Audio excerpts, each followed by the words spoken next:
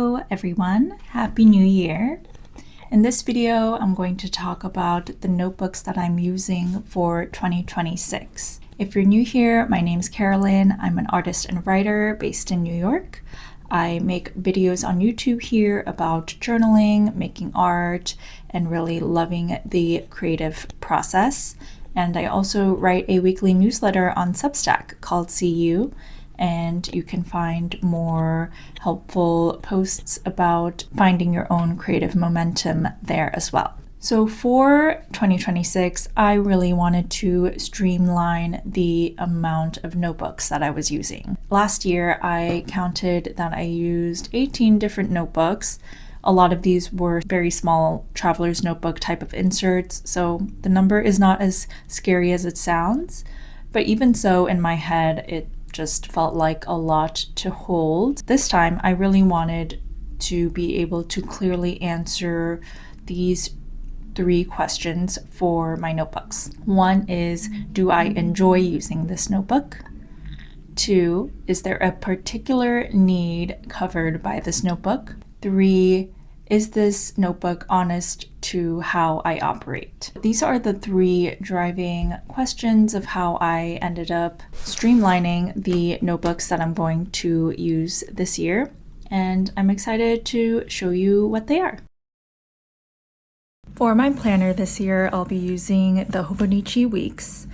This is the Liberty London cover, lots of blue and pink florals, and this is the Japanese edition. As you'll see here, all of the dates and such are in Japanese, and this doesn't really bother me. I'll be able to, see the dates, so that's what's most important. But yeah, I have already started filling this out. I actually moved into this planner in December, so you'll already see a full month's worth of planning in here. And I've been gravitating towards these weekly horizontal layouts where I can write all my tasks and do a big brain dump on the right, and then I start pulling tasks in for each day.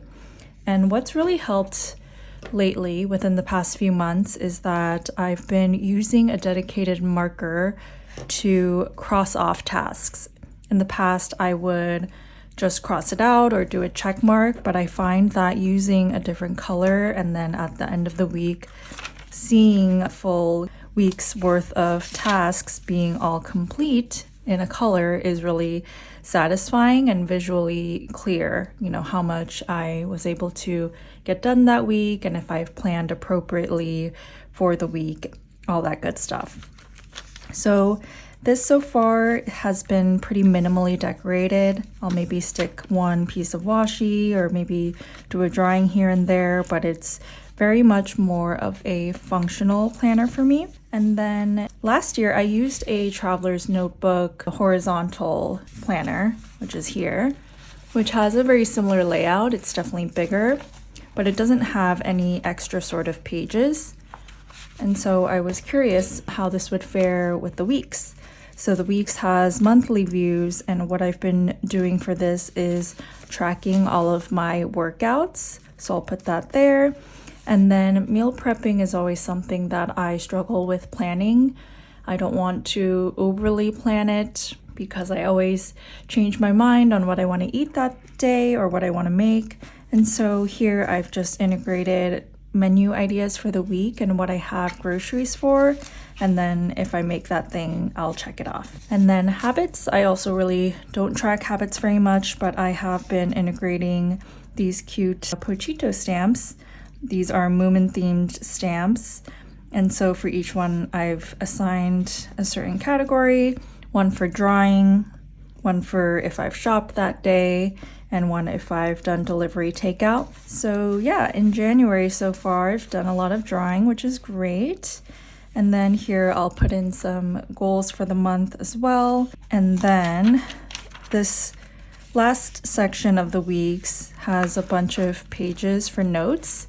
I think this is about 40 something pages. That was new to me as well, like what exactly to put there.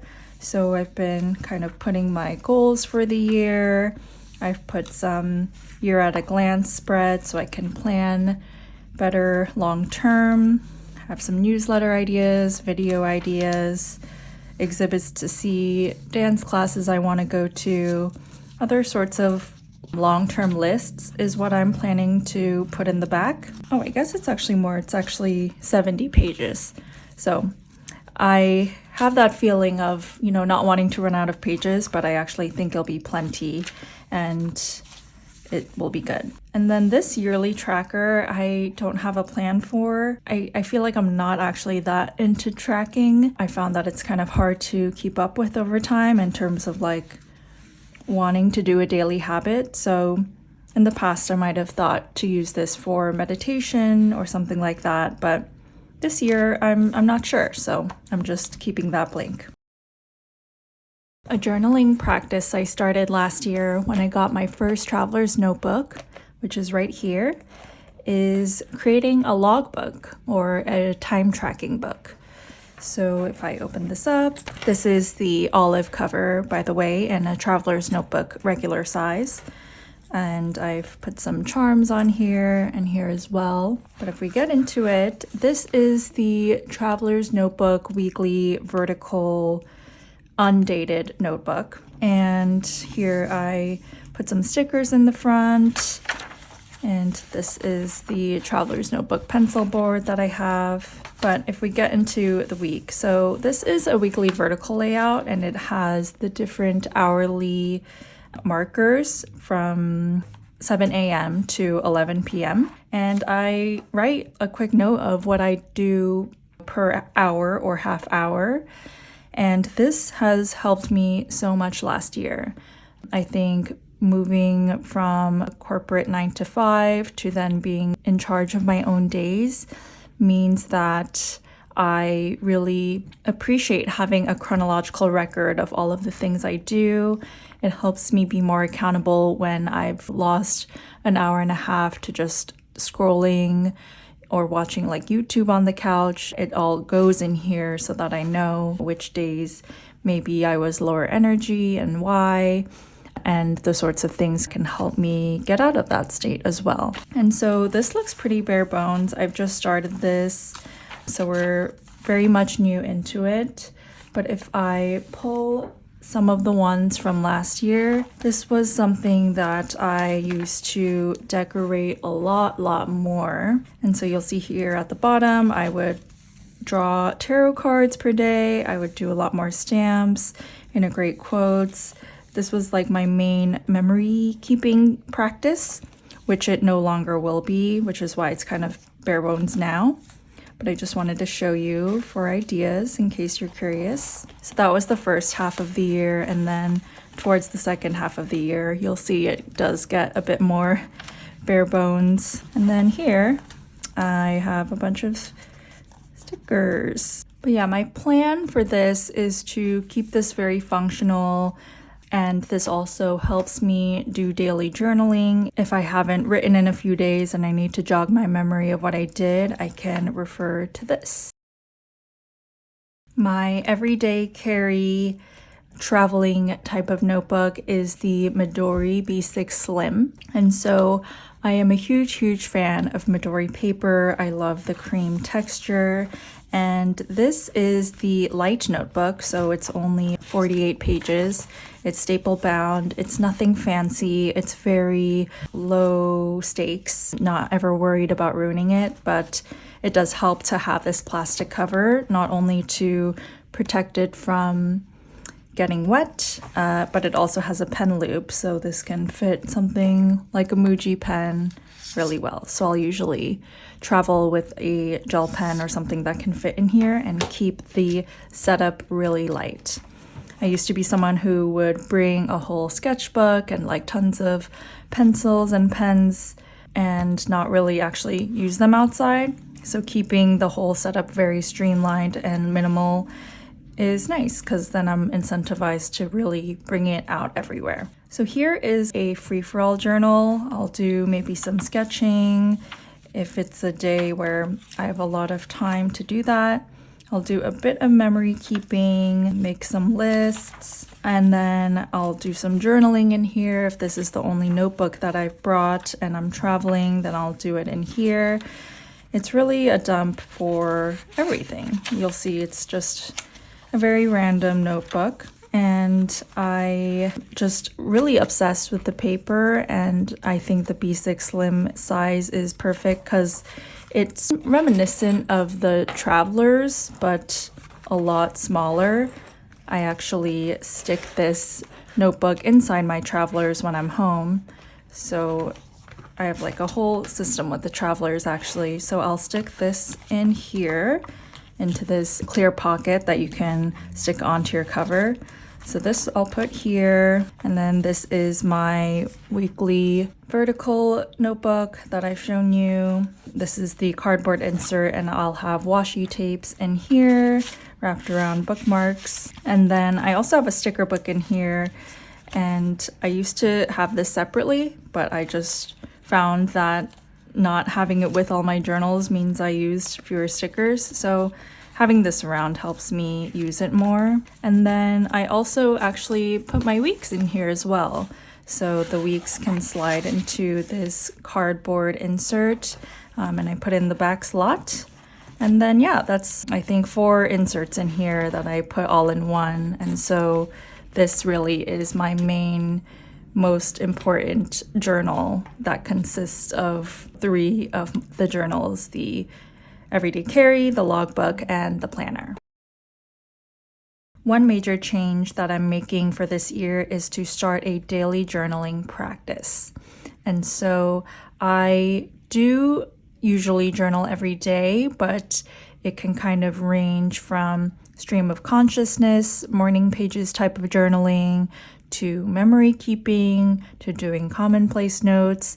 But I really wanted to try to document every day and be able to have a journal that I could flip through and actually want to reread and remember all of my days by. And so I got a Hobonichi Techo original size. This is the A6 size. This is my first time using this kind of Hobonichi, or Hobonichi in general. And with my weeks, actually, I suddenly have gone from being a 0 Hobonichi girl to having 2 of them. But it's actually pretty exciting, and I have really understood the hype about the brand. This is the Io Okumi cover. Full disclaimer, I don't think I would have bought this with my own money, but I actually had a gifted Bamkuchen card, and so I decided to splurge on it and use it on this really pretty cover that's embroidered, and I really love this artist's work. And actually my favorite feature are these lacy bookmarks, so that really sold me on this cover. So if we open this up, there's this monthly tracker type of place that the journal starts off with, and so I am using this section for media. And so each day there's like a main piece of media that I'll be consuming, whether it's TV, a book, a movie, a song. I'll write what was most representative of that day. And I've actually done this for December 2025, but I wrote it in the wrong place. But yeah, this is what the month will look like for that. And then there are the monthly spreads, the monthly grids. This too, I was experimenting in December how I would want to do a sort of daily doodle. I wanted to see how the Hobonichi paper handled gouache, so I was using that paint. And I didn't really love the result. Obviously, these pages are very thin. They're Tomoe River paper, so they're not meant to handle gouache very well. And even beyond that, actually, I do think it handles it pretty decently, but I think something about the look I just wasn't liking all that much, nor did I think I could keep it up, since I clearly bailed in December as well. But this is what the Daily Doodle nowadays has been looking like for the month of January.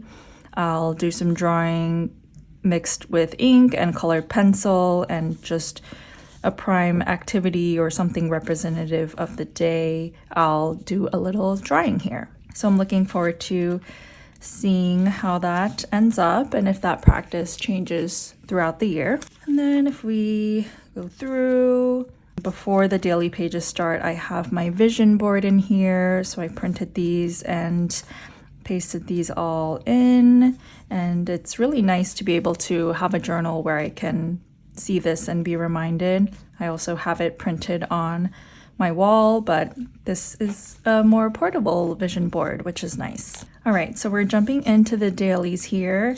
My plan for the monthly start before the daily pages is to do a photo collage at the end of each month. So I'm saving that. And I usually like to print all my photos in one go and arrange them instead of incorporating them throughout the daily pages. And then here, this is just something I'm trying, some sort of focus for the month or what I want to channel. And then I'll pull a tarot card for the month. This January, it was Ace of Cups, which is fitting because it's the beginning of the year, beginning of the month, and the aces are the beginning of the suit. And the cups suit is the emotional one. Here is the pencil board. This is also an Iyo Okumi pencil board. And these I think are really helpful for writing on the surface and also as a bookmark. And then I have very consistently been doing daily pages every night, so I'll just show you some of these. I'll paste in random junk I've collected throughout the day, or if I haven't really been outside that day, I'll put in stickers. These I literally picked off the street when I was walking. And yeah, it's been really fun. It's been very easy actually to be able to fill up this page. It takes all of 5 minutes to do. I think the harder thing might be to set up how the page decor will look like. I usually do it in a two-step process where I'll put in the elements first and then journal to fill it up. So it's been really good. It's been a very grounding practice. My main goal with this daily journaling was to have something that I would actually want to flip through and reread. And I think that has been very much happening. I do really get pleasure out of looking back at these pages. And that's not something that I necessarily do with morning pages type of journals. So, we've just started. There's a lot to go. Just flip to the back here. There's fewer pages in the back of the techo than of the weeks. If we compare here, the weeks has like this much and the techo only has this much. So I am not really planning on using the backs of these pages very often, but I do have some layout ideas I've written here. I'm gonna use this as an ink testing page. I have some notes of what makes a good day and a bad day and ways to get work done. So that is my techo. This never leaves my house because it's too fat in my opinion, too chunky, even though it's small. But yeah, I'm looking forward to seeing how it gets filled up. Moving on to the less pretty journals. This is my thinking notebook of the year. This is the Midori A5 grid. As you can see, I have a lot of Midori notebooks. This is just another one. It also has the plastic cover with the pen loop. And I started this in September of last year. So what I really like about this journal is that it is grid paper or graph paper. I think that graph paper is the best of both worlds, combining the lines of lined paper and the dot grid, which I often feel is too faded or not obvious enough for me to really write comfortably. So this is the perfect in between. And so what I use this notebook for is really for thinking and thinking bigger. This is the biggest notebook I have, compared to this stack, which is all on the smaller side. This I just keep at home for the most part, and I put in everything in here. I'll brainstorm newsletter posts, I'll do some mind mapping, I'll do some notes about work, I'll write notes about astrology, classes that I take, books that I read, I'll write notes about that. I've planned for my winter zine in here, and yeah, it's really kind of a free-for-all. I have done some journaling in here as well. This is where I actually do freeform journaling when I am at home. And so having this catch-all notebook has been helpful because in the past I would have separate notebooks for commonplace and for writing work notes and then doing morning pages type of journaling. And it's just too many notebooks for me to juggle. Sometimes I write in my kitchen, sometimes in the couch, sometimes at my work desk. So carrying all those notebooks around is a bit annoying. So having this one notebook with paper that I really love has been really nice. And then what I'm still figuring out is how to get a lot of the notes out of here if they need to be transferred to somewhere else, like Notion for work-related projects, maybe Obsidian for book or media-related notes, maybe my planner and my weeks, if there is something actionable that I need to do. So I have been exploring transferring notes out of here on a weekly basis, but that's still a system that I'm working through. But if that is something that you'd be interested in hearing about, do let me know in the comments. Last but not least, I have my sketchbooks. These I use specifically for drawing and mixed media art. I used to use sketchbooks a lot more and I would rotate them a bunch. I still have a lot of half-finished sketchbooks that I will use and see how I feel in the moment based on the paper texture and the size of the sketchbook. This year, I do think that I will focus mostly on using these two though, which have pretty specific functions. Let's dive first into the Nina Cosford sketchbook. So this sketchbook was created by illustrator and artist Nina Cosford. She really likes to work with smooth papers and has a lot of colored pencils in her artwork. So I think the paper in here works really well with pencils and ink, more so dry media. And I think the size of this is really nice too. I forget the exact dimensions, but I think it's like 7x9. Not a standard size, but a really good one for drawing. I started this in May 2024, so it's not a sketchbook I reach to very often, but it is specific to projects that I'm working on mostly, and I will use it to do more ink sketches or drawings, things that will eventually become a more finished artwork. And so these are postcards I made for my sister's bar. I have some book ideas in here. Let's see, some thumbnails, more thumbnails. I would say the primary use of this is for, simpler drawings, ideas, sketches, and thumbnails. This is a painting that I made last year. So this is really like the equivalent of my thinking notebook, but for drawing. This sketchbook is made by Royal Talons. This is the A4 size. It is the largest sketchbook that they make, but I have used almost all of their other sizes as well. They have small square sketchbooks, pocket-sized sketchbooks, and then a A5 or B6, like I think one of those sizes that is good for on-the-go sketching. This sketchbook almost never leaves my house unless I'm going to figure drawing, but the size is really nice for getting large and loose and playing with all your mixed media materials. So as I said, this is for figure drawing that I've done in the past. I'll do watercolor or gouache in here as well. I'll play with a ton of materials. So we have everything from colored pencils, pastels, paint, all in here. And the paper takes this up really nicely. It's a nice ivory cream color, and these sketchbooks are pretty affordable. So in terms of getting a really nice bang for your buck type of paper, but not feeling too precious about it, I think this brand really nails it. I'll use this Sketchbooks a lot if I'm doing any Zoom drawing sessions hosted by other artists. I'll just really play in here. Most of the times these don't become any finished type of pieces. I'll do some tests for projects.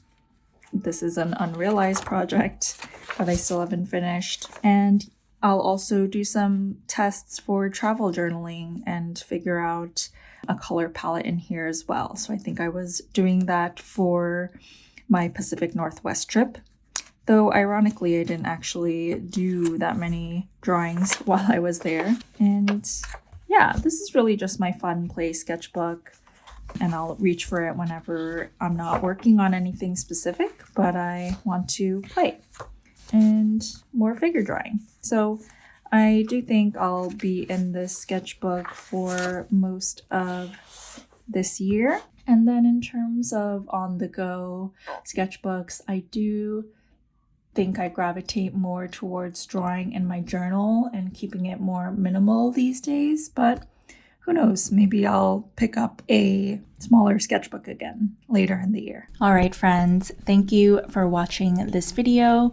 I would love to hear what your 2026 notebook setup is, and if there are any notebooks that you're nervous to use, any that you're really excited to use and that have been working really well for you. And I look forward to showing you the progress that I make in these notebooks, or if I've completely fallen off any of them by the middle of the year. All right, stay well, and I'll see you next time. Bye.